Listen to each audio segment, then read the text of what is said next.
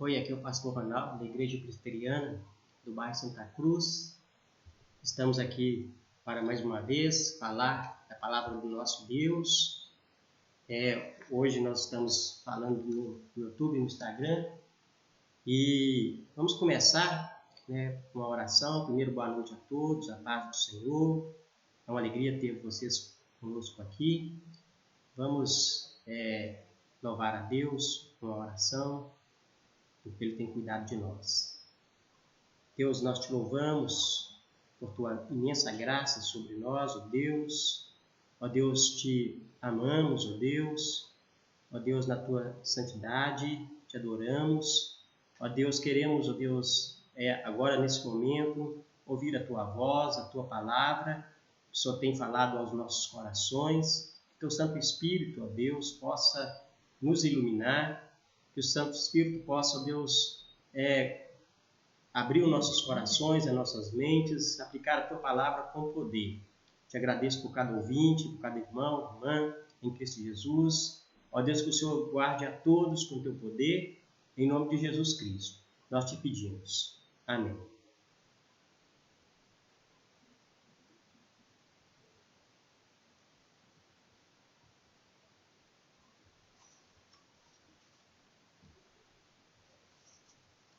Irmãos, nós vamos abrir a Bíblia em Isaías, capítulo 19, Isaías capítulo 50, Isaías capítulo 50,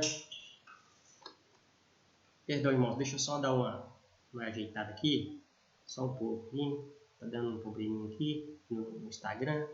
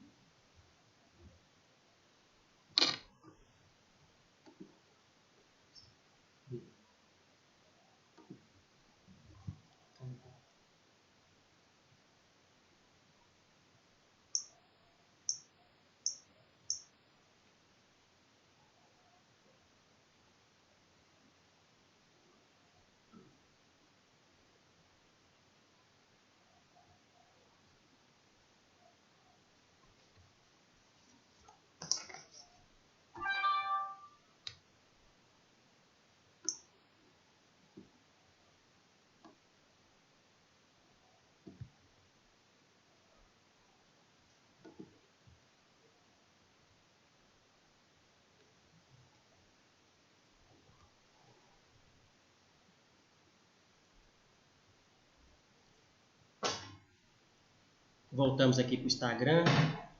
Agora vamos voltar para o YouTube. Nós estamos com um probleminha aqui, mas já estamos arrumando.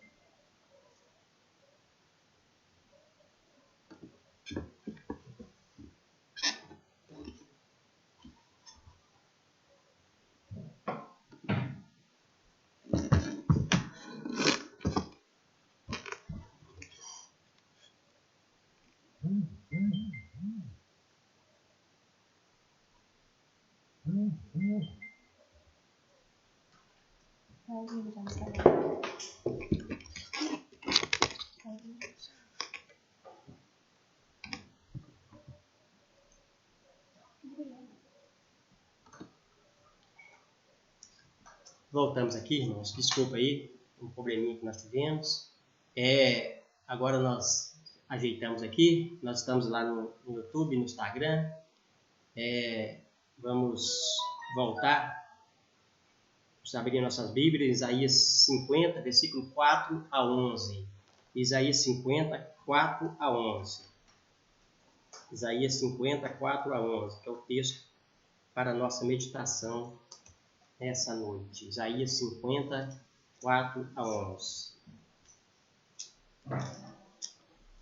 Estava tentando um novo sistema aqui, mas parece que não deu certo não. Vou tive que voltar para o antigo. Então, os irmãos me perdoem, mas eu estou tentando arrumar aqui, ajeitar as coisas.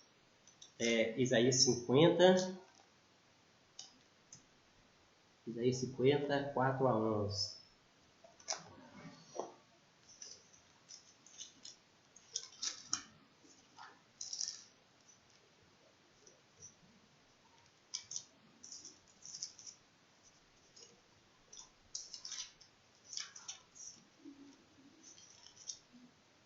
Diz assim a palavra do nosso Deus.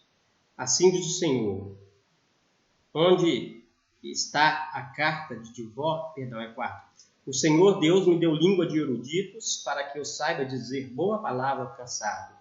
Ele me desperta todas as manhãs, desperta o meu ouvido para que eu ouça como os eruditos. O Senhor Deus abriu os ouvidos e eu não fui rebelde, nem me retraí.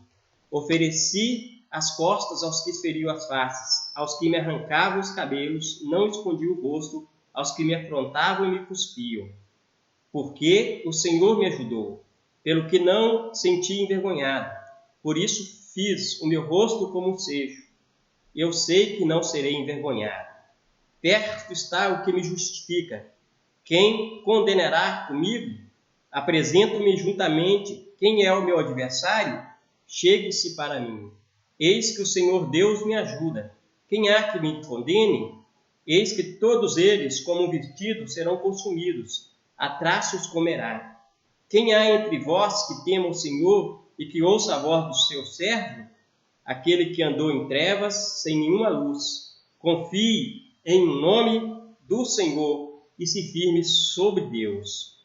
Eia, todos vós que acendeis fogo e armais de setas incendiárias, andai entre as labaredas de fogo e entre as setas que acendestes de mim e que vos sobrevirá e que em tormentas vos deleitareis.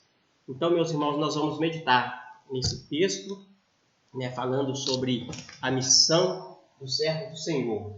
Essa é uma palavra que nós vamos falar tanto da missão de cada um de nós, os pastores, como servo do Senhor, e qualquer irmão, como sacerdócio universal de todos os crentes, que necessitam, então, a serviço do Senhor, e tendo como nosso tipo Jesus Cristo. Nós sabemos que nesses dias nós estamos enfrentando dias difíceis de pandemia. E é importante nós sabermos qual que é a verdadeira missão de Jesus e suas consequências e a verdadeira missão da igreja nesse tempo. Então a gente precisa de pensar nessa palavra, missão do servo do Senhor. O texto que fala da missão do servo do Senhor ajuda-nos a compreender, a lembrar que o Filho de Deus veio para animar os cansados. De fato, ele sempre falou palavras de ânimo aos sofredores. Para realizar a sua tarefa, ele ouviu com muita atenção todas as manhãs a voz de Deus. Nós lembramos lá que Jesus se levantava de madrugada para orar e para falar com o Pai. Todas as manhãs ele ouviu de manhã a palavra de Deus. Ele não revoltou e nem fugiu da sua missão, mas ele cumpriu integralmente toda a palavra de Deus. Ele foi obediente, e obediente até a morte e morte de cruz. Inclusive, ele assumiu todo o sofrimento e agressão no seu rosto, xingamento, cuspes e morte na cruz. E mesmo diante de todo o sofrimento, confiou plenamente em Deus. Foi fiel ao seu ministério perfeitamente até o fim. Jesus, então, manifesta aqui o seu caráter de servo, quando se abaixa, por exemplo, para lavar os pés dos seus discípulos. Lá em João 13, nós vemos essa atitude de Jesus. Como servo do Senhor, ele se abaixa para lavar os pés dos seus discípulos. O Filho do Homem, como diz em Marcos, não veio para ser servido, mas para servir e dar a sua vida em resgate do mundo. Também você pode ler em Mateus, capítulo 20 e 28. Essas palavras confirmam as profecias de Isaías. Jesus Cristo é o servo sofredor. Ele foi enviado a este mundo, um servo humano, para morrer pelos nossos pecados. Isaías 53:5 fala que ele deu a sua vida. Isaías 53 fala que foi traspassado pelas nossas transgressões e moído pelas nossas iniquidades. Nós podemos ler também em Mateus 8:17. O castigo que nos traz paz estava sobre ele, e pela sua pisadura fomos sarados. Aqui então nós vemos a missão de Jesus como servo do Senhor. E esse texto nos lembra, o nosso Salvador, nos lembra a missão de Jesus. E qual que é a missão dos servos do Senhor? A missão dos servos do Senhor é como a missão de Jesus. A primeira missão do servo do Senhor seria então dizer boa palavra ao cansado. O Senhor me deu língua de eruditos para que eu saiba dizer boa palavra ao cansado. Versículo 4 aí. Então, como um bom servo, como um servo obediente, como um servo perfeito, Jesus foi um pregador de boas novas. O seu ministério foi de pregação. Ele mesmo cumpriu a profecia de Isaías, capítulo 61, que diz: o Espírito do Senhor Deus está sobre mim, pelo qual me enviou a pregar boas novas quebrantados de coração.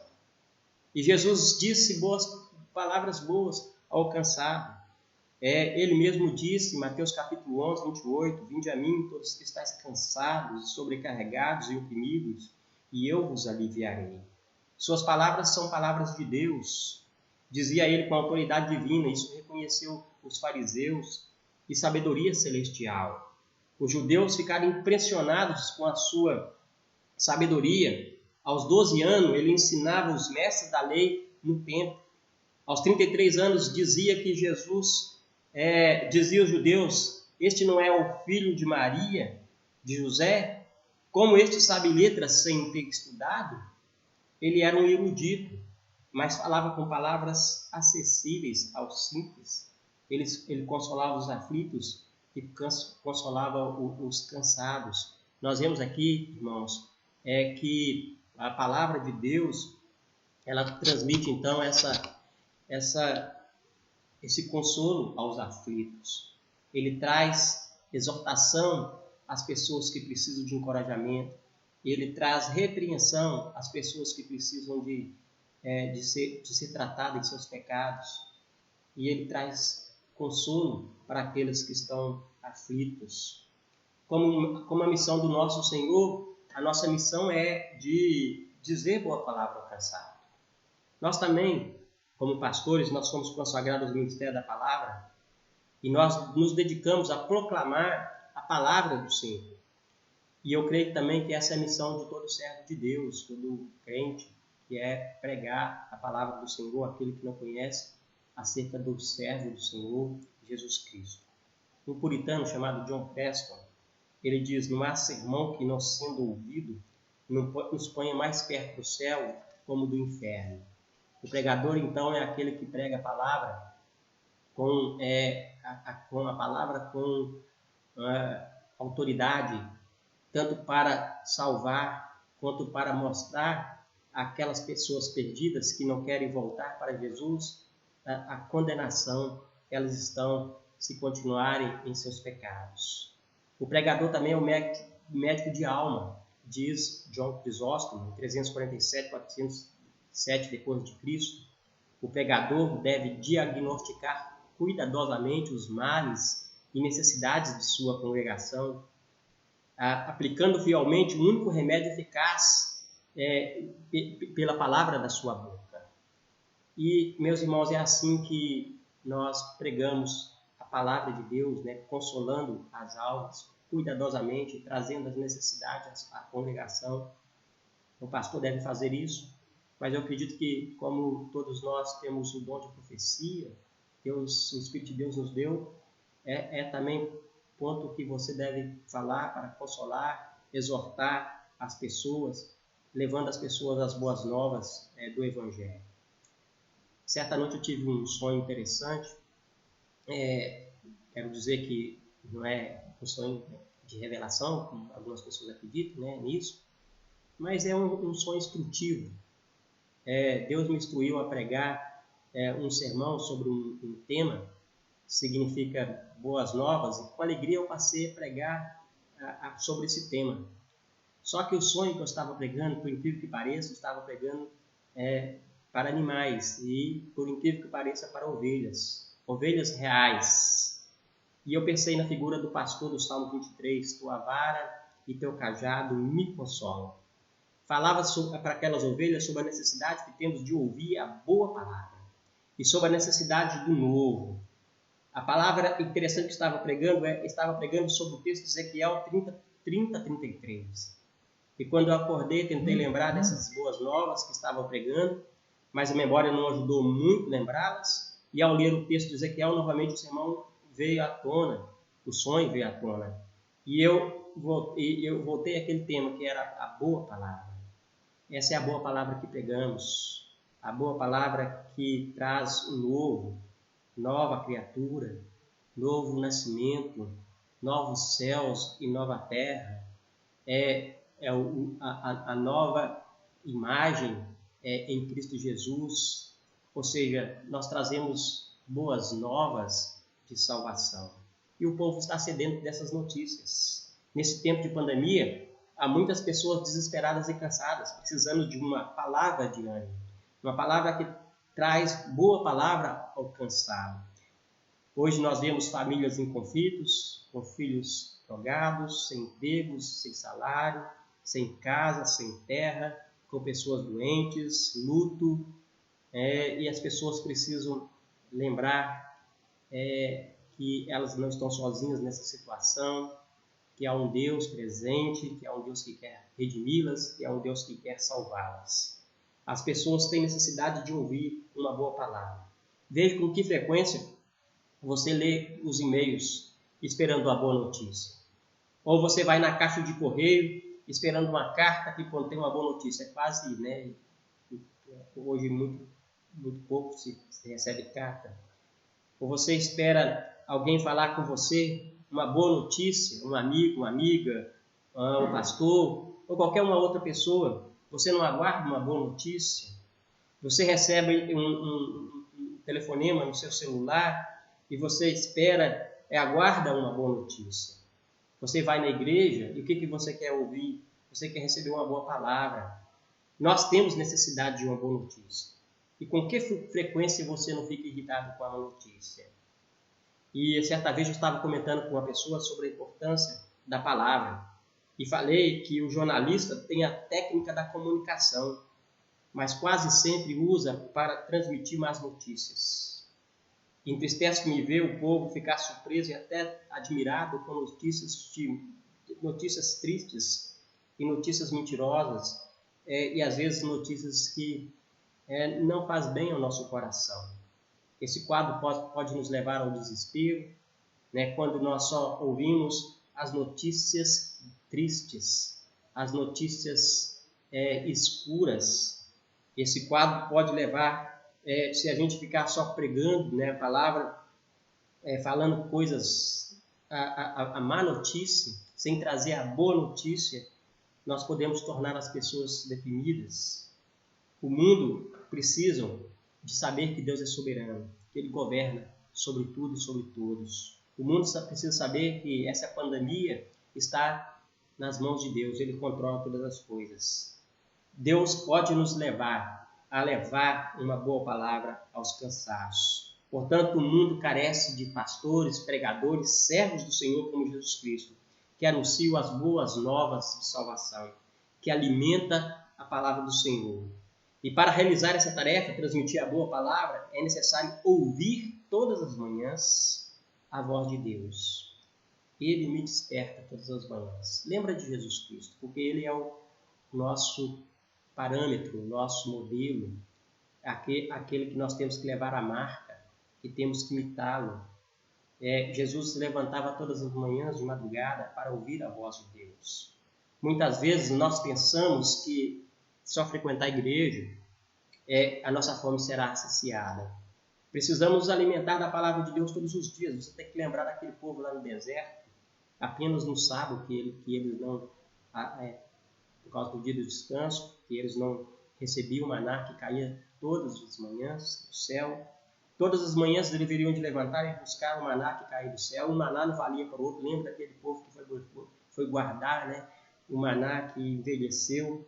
Deus queria que Israel aprendesse a viver cada dia de cada vez. Basta o seu dia o seu próprio mal. A confiar no Senhor a cada manhã.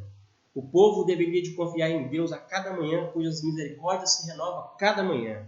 O mesmo acontece conosco hoje. O maná celestial, o pão da vida, Jesus Cristo, que nos alimenta por meio da sua palavra. Examinar as Escrituras, porque Jesus disse, porque nelas julgais ter vida eterna. Nós devemos, todas as manhãs, alimentar dessa palavra. O maná de ontem não serve para o de hoje, e o de hoje nem para amanhã. Isso lógico, né? Estou dizendo que o poder de Deus é capaz de fazer com pouca coisa, muita coisa em nossa vida. Mas eu quero dizer que quanto mais nós nos alimentamos, mais fortes espiritualmente nós ficamos. Devemos alimentar de Cristo a cada dia que passa, buscando assim as novas energias do Espírito Santo. Ao contrário, nós vamos deixar de crescer. Além disso, devemos fazer de Cristo nosso primeiro objetivo na vida. Devemos buscá-lo cedo, antes de outras coisas. Buscai, pois, em primeiro lugar o Senhor e a sua justiça, e todas as outras coisas vos serão acrescentadas. Muitas pessoas não leem um livro que possa alimentar o seu coração. Busca ler um livro que vai edificar a sua vida, um livro cristão, de bons autores, de autores selecionados, né? Os pais da igreja, os reformadores. Há muitos tipos de vozes no mundo. E às vezes nós ouvimos tantas vozes e nós nos sentimos tão pressionados por darmos ouvido a tanta voz que não se harmoniza com a voz de Deus. Reconhecemos que a voz do Senhor ela é oposta. E nós ficamos presos e acabamos por seguir na direção errada. E depois ficamos frustrados, porque estamos desanimados, tristes, desesperados, porque não temos uma boa palavra ao nosso coração. A razão disso é porque nós estamos distantes da palavra de Deus. Precisamos que ouçamos a palavra de Deus com atenção, a voz do Senhor, todos os dias, para manter a comunhão com Deus, para transmitir a outras pessoas a palavra de Deus, dizer boa palavra alcançada. Precisamos ouvir Deus todas as manhãs. Essa é também uma parte que nós devemos praticar, o exercício devocional a cada manhã. Spurgeon ilustra sobre a meditação, ele diz o seguinte: olhando para um punhado de nozes, percebemos quais delas já foram comidas, porque há um buraquinho onde o inseto furou a casca. Só há um buraquinho, e lá dentro um inseto comendo a noz. Ora, é uma coisa maravilhosa furar a casca da letra, para então comer a própria noz. Eu gostaria de ser um vermezinho assim, vivendo dentro da palavra de Deus, alimentando-me dela, depois de ter aberto o caminho através da casca e ter chegado ao mistério mais interior do Evangelho bendito. Se nós somarmos as horas que damos ao Senhor no ano, quantos darão? Uma pessoa que vai apenas uma vez por semana na igreja e nada mais faz para Deus, está dando no máximo 3 dias de 24 horas dos 365 que recebe das mãos do Senhor. Será esse o seu caso? Nós devemos orar como salmista, Davi, Salmo 143:8. Faz-me ouvir pela manhã a tua graça, pois em ti confio. Mostra-me o caminho por onde devo andar, porque em ti eleva minha alma. E, como servo do Senhor, a missão do servo do Senhor é assumir com graça todo o sofrimento consequente da missão. Nós temos falado disso. Nem sempre nós seremos compreendidos quando nós vamos levar boa palavra de ânimo aos excluídos e rejeitados e desanimados. Isso também aconteceu com o nosso Salvador, que era o melhor dos pregadores, o melhor consolador, conselheiro maravilhoso. Ele foi rejeitado, como diz Isaías. Quem creu em nossa pregação? Quem foi revelado o braço do Senhor? Essa profecia fala do sofrimento de Jesus. Entender o sofrimento de Jesus nos leva a encorajar a suportar as aflições com perseverança.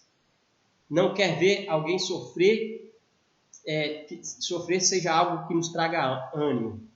O que nos transmite força é saber que aquele que nos consola é alguém que também passou pelo sofrimento.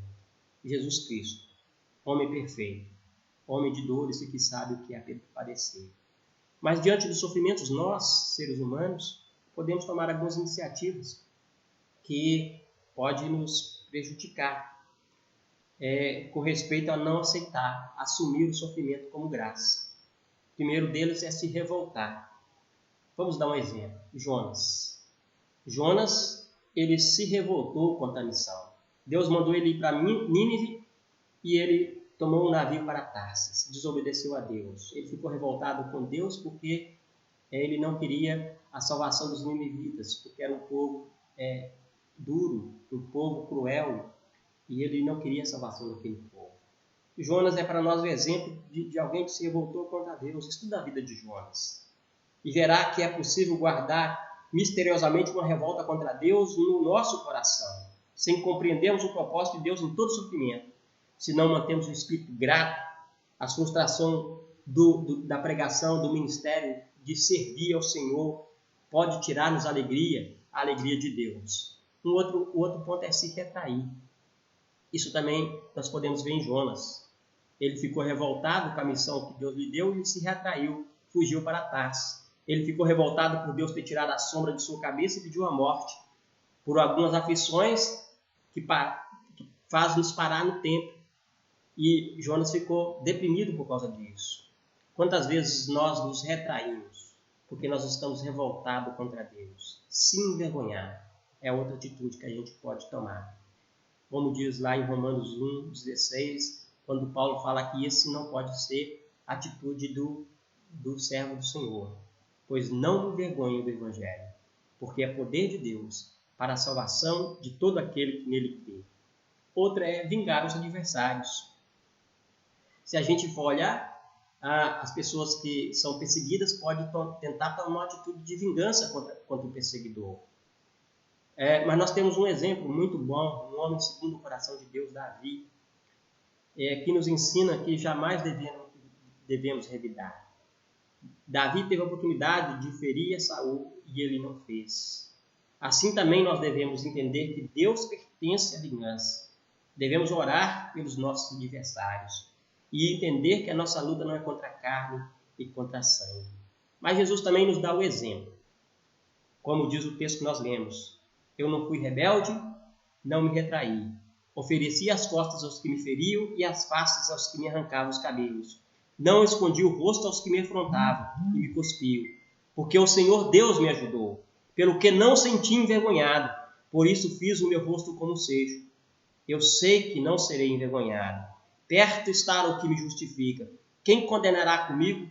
Apresentamos-nos juntamente com quem é o meu adversário, chegue-se para mim. Então nós vemos aí que Jesus não desistiu, nem recuou do que deveria de passar. Ele submeteu voluntariamente a intensa hostilidade. Ele não agiu de forma agressiva, vingativa, mas suportou como uma ovelha muda no matadouro. Ele foi levado perante os seus tosqueadores. Comparando com o texto de Pedro, Pedro diz o seguinte: pois ele, quando ultrajado, não revidava com o traje. Quando maltratado, não fazia ameaças, mas entregava-se àquele que julga retamente. Essa deve ser a nossa atitude no sofrimento.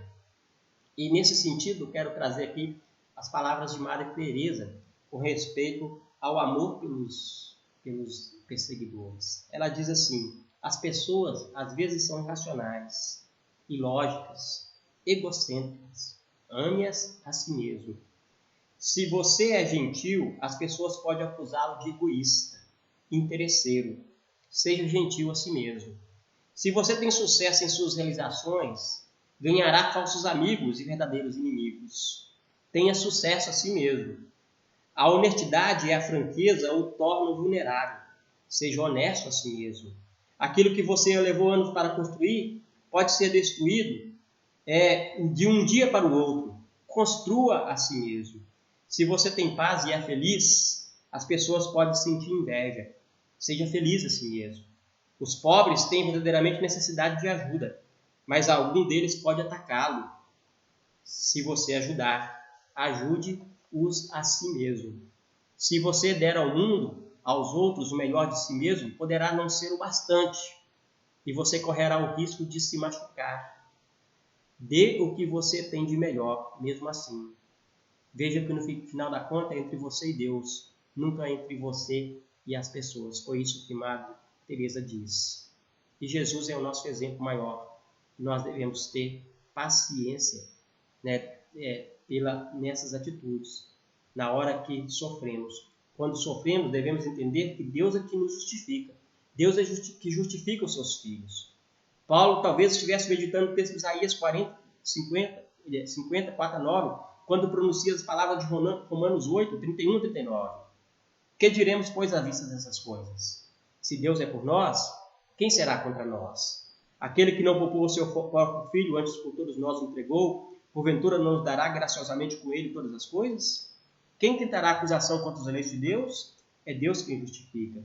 Quem os condenará? É Cristo Jesus que morreu, ou antes que ressuscitou, o qual está à direita de Deus e também intercede por nós. Quem nos separará do amor de Cristo? Será tribulação, angústia, perseguição, fome, nudez, perigo ou espada? Como está escrito, por amor de ti somos entregues à morte todo dia. Fomos considerados como ovelhas para o matadouro. Em todas as coisas, porém, somos mais que vencedores por meio daquele que nos amou.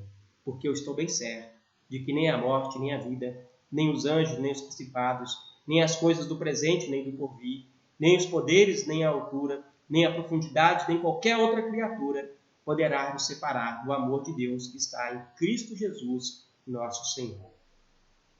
E por último, confiar plenamente em Deus. Essa é a missão do servo do Senhor. Nós temos uma pergunta no breve catecismo: que Deus requer do homem? Que Deus requer do homem que ele tenha fé em Deus e obedeça a sua palavra. E aqui nós vemos que a fé, ela vem antes do obedecer. A obediência é consequência de uma fé em Deus. Crer em Deus. Crer também no Filho de Deus. Crer também no Espírito Santo. A base da trindade, né, do credo apostólico. Creio em Deus Pai, creio em Jesus Cristo, creio no Espírito Santo. O versículo diz: quem entre vós que tema o Senhor, que ouça a voz do seu servo, aquele que andou em trevas sem nenhuma luz, confie em nome do Senhor e se firme sobre o seu Deus. Tudo o que falamos até aqui só será possível realizar se confiarmos plenamente em Deus. Esse é o ponto mais importante da pregação do servo do Senhor. Nada será agradável a Deus em nosso serviço, em nosso ministério, em nosso serviço a Deus, se nós não confiarmos plenamente em Deus. Sem fé é impossível agradar a Deus. Nossa suficiência vem de Deus. Precisamos aprender a depender dele completamente. Salmo 90, 14 fala: farta-nos de manhã com a tua benignidade, porque regozijamos e nos alegremos no Senhor todos os dias. Seremos muito mais felizes se experimentarmos a dependência de Deus todos os dias. Se experimentarmos a bondade e a fidelidade de Deus todo dia. É como um filho que abraça o seu pai logo de manhã. Nós renovamos a nossa confiança em Deus todas as manhãs, todos os dias. Quando o dia não está indo bem, o ditado que nós dizemos é: ele levantou com o pé esquerdo. Mas para viver um dia feliz a cada vez, nós precisamos levantar com o pé direito, com a mão direita, toda a vida em Deus, confiando em Deus. Lembro das palavras de Lutero, que quando ele levantava de madrugada e orava, o seu serviço era muito mais rentoso. E assim precisamos aprender a viver na dependência de Deus a cada dia. Agostinho diz assim: o homem é aquilo que ama. Se você ama o seu carro, você se parece com ele. Se você ama o seu trabalho, você é um ególatra, adorador do trabalho, e parece com ele. Lutero disse: aquilo que o teu coração se apega e que te depende é na realidade teu Deus. Mas é Deus a quem você ama. Então sua vida deve refletir os atributos dele todos os dias. Bondade, fidelidade, santidade. Você deve estar satisfeito em Deus. E quando nós lemos esse texto em Isaías, percebe quanto Deus é soberano. O ministério do servo do Senhor não depende do servo, depende de Deus. Depende da ajuda de Deus. O Senhor Deus me ajudou. Eis o Senhor Deus me ajuda. Depende do que Deus dá. Deus me deu língua de eruditos. O Senhor me abriu os ouvidos. Depende do despertamento de Deus. Ele me desperta todas as manhãs. Deus dá a cada um de nós aquilo que nós necessitamos para cumprir a sua missão. Quero concluir, então, Jeremias 3,15 vai dizer o seguinte, falando de servos que Deus escolhe, que Deus chama. Dá-vos-eis pastores segundo o meu coração, que vos apacentem com conhecimento e com inteligência. Que nós sejamos servos, e pastores segundo o coração de Deus. Davi e Jesus foram pastores segundo o coração de Deus. Jesus é bom pastor. E podemos dizer que todo o crente como sacerdócio universal tem uma missão de pastorear também. Há muitas ovelhas aflitas que precisam de um bom pastor. Faça da missão de Jesus a nossa missão. Dizer boa palavra ao cansado. Assumir com graça todo o sofrimento decorrente da missão. E confiar plenamente em Deus. Assim, com certeza, assumiremos a postura de Jesus Cristo em nosso ministério.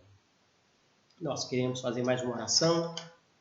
Enquanto isso, nós vamos chamar o Paulo, que vai fazer um cântico aí. Esse cântico, vamos fazer uma oração. Deus, nós te louvamos por tua graça, Deus, por tua palavra, que o Senhor falou no nosso coração. Que o Senhor possa aplicar em cada coração.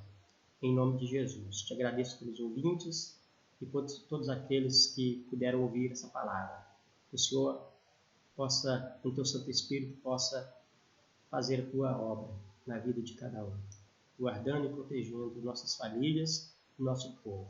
Abençoa a nossa nação, Pai. Nós oramos em nome de Jesus. Amém.